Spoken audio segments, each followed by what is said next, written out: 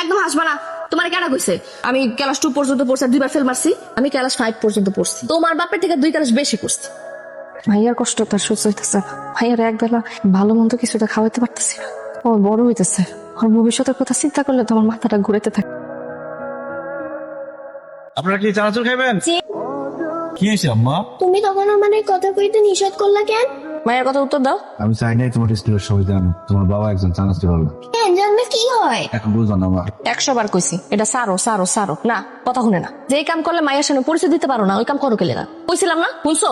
বাবা তুমি এখন থেকে আর চানাচুর বিক্রি করতে পারবে না। আমি যার কোনো কাম পারি না মা। তাইলে শিক্ষা লইবা। তুমি এই কাজ আর করতেছো না, আর আমি কিন্তু মজা করতেছি না, আমি সিরিয়াস। এতদিন মাইসা আমার কথা শুনাইছে, শুনছি কোনো কথা কই নাই, আর এখন মাইয়ারে শুনাইতেছে। মাইয়ার সামনে বাপরে করতেছে জোকার, হাসতেছে। ভালো লাগে গুলা? ভালো তো লাগে না। জোকার কি খারাপ জিনিস নাকি? তো কথা আমি বুঝি না। তোমার কইছে তুমি করতে পারবা না মানে করতে পারবা না। আচ্ছা ঠিক আছে। তো জামাইটা কইতে পারোস না অন্য কোনো কাজ কইরা আয় রোজগার বাড়াইতে? হ্যাঁ কইলি, হ্যাঁ খালি কয় এই কাম ছাড়া আর কোনো কাম করতে পারে না। মায়ের তো একটা ভবিষ্যৎ আছে, কয়দিন পরে বিয়া দিতে হইব। পাত্রপক্ষ আয়া যদি দেখে মায়ের বাপে জোকার, তাহলে কেডা বিয়া করবো মায়ের রে? 2 টাকার তো ঝালমুড়ি হয় না মা। ঠিক আছে, তোর টাকা লাগবো না, আমি তোর এমনি দিতেছি। এই নাও। কি হয়ে গেল মাইয়া? ডাক্তার তো বাইরে হয় নাই। পেশেন্টের অবস্থা বেশ ক্রিটিক্যাল, জরুরি ব্লাড লাগবে। ব্লাড লাগবে মানে? এত ছোট একটা মেয়ে কেমনে সম্ভব? সব মানুষই পৃথিবীর ভালো মানুষ না।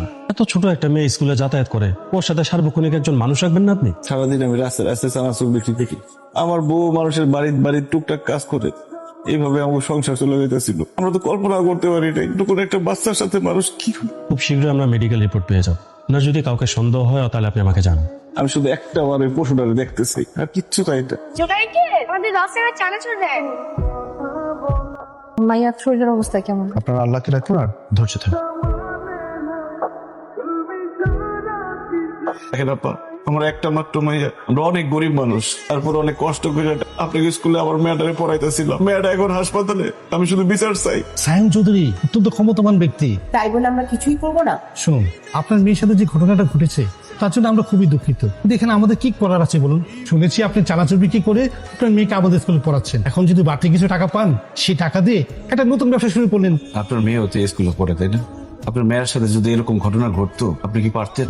টাকা নিতে আসি নাই, আমার শুধু আপনারা সহযোগিতা করেন, আমি এটার বিচার চাই। এর বেশি আমরা কি করতে পারি? আপনি পুলিশকে জানেন, আমাদের কোনো সহযোগিতা লাগলে আমরা তাও করবে। আপনাদের সহযোগিতা আমার লাগবে না, আসি। আমাদের সবার উচিত সায়েম সাহেবের বিরুদ্ধে রুখে দাঁড়ানো। উনি একজন সামান্য চানাচুর বিক্রেতা, অথচ সে তার মেয়ের জন্য কি না করছে। স্যার আমি মামলা করুন।